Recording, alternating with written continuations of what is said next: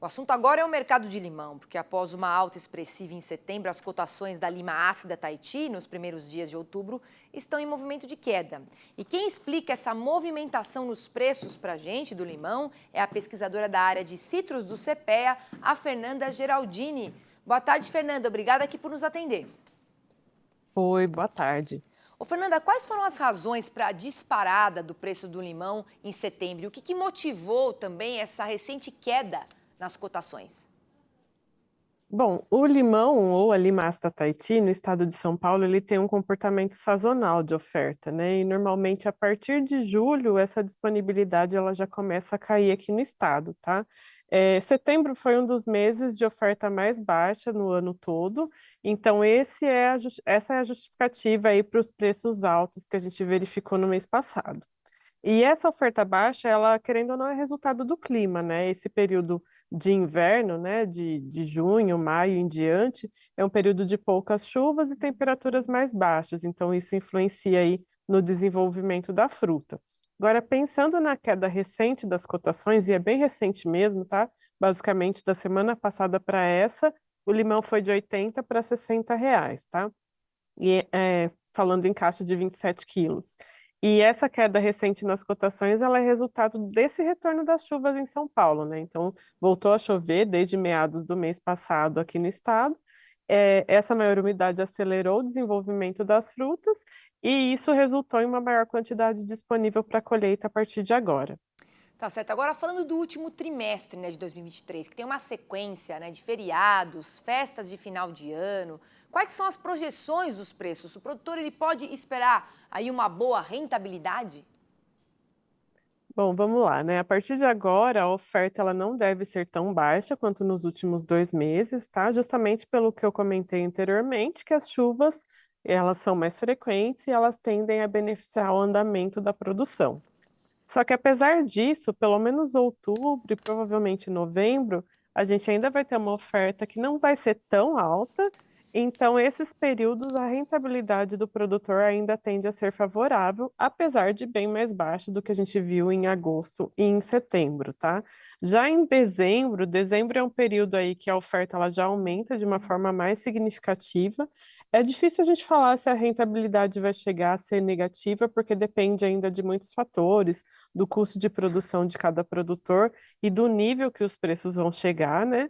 Mas a gente já pode dizer aí que, pelo menos em relação à oferta, dezembro já deve ter uma oferta maior do que a gente vai ver em outubro e em novembro. Agora, com a chegada do verão, né, em 22 de dezembro, a tendência é que a demanda também por limão aumente, uma bebida refrescante, tem festa de fim de ano, tem caipirinha. Isso vai mudando de acordo com a sazonalidade? Dá pra gente dizer assim?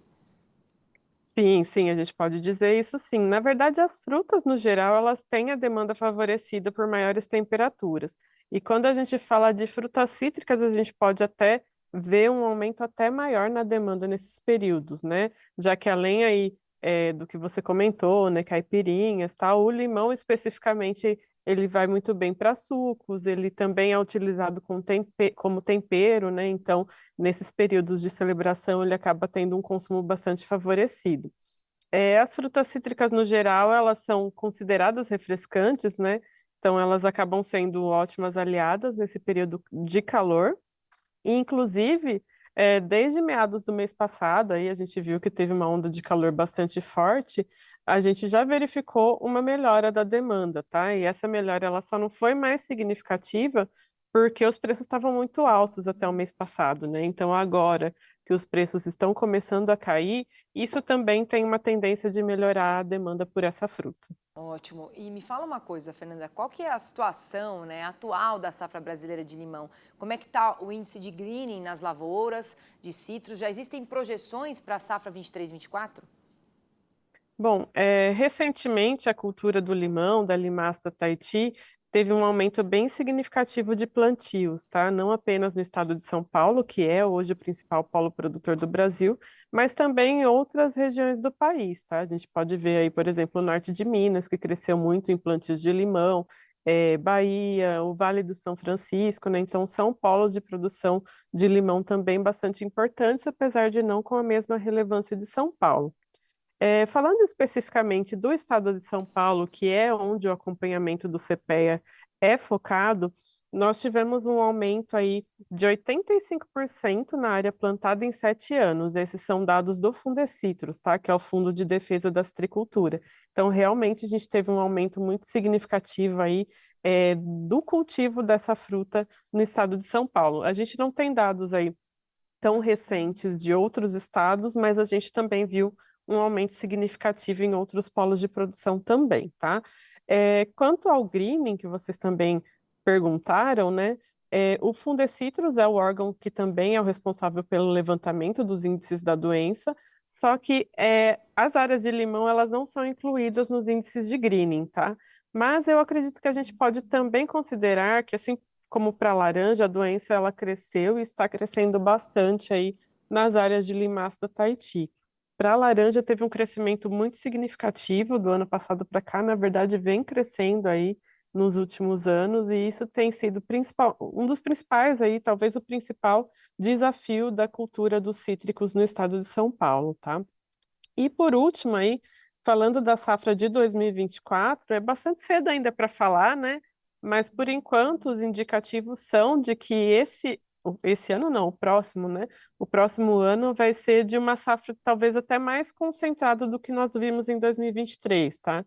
Então os 2 primeiros meses do ano, janeiro e fevereiro, com uma oferta bem significativa e já começando a cair a partir de março, tá?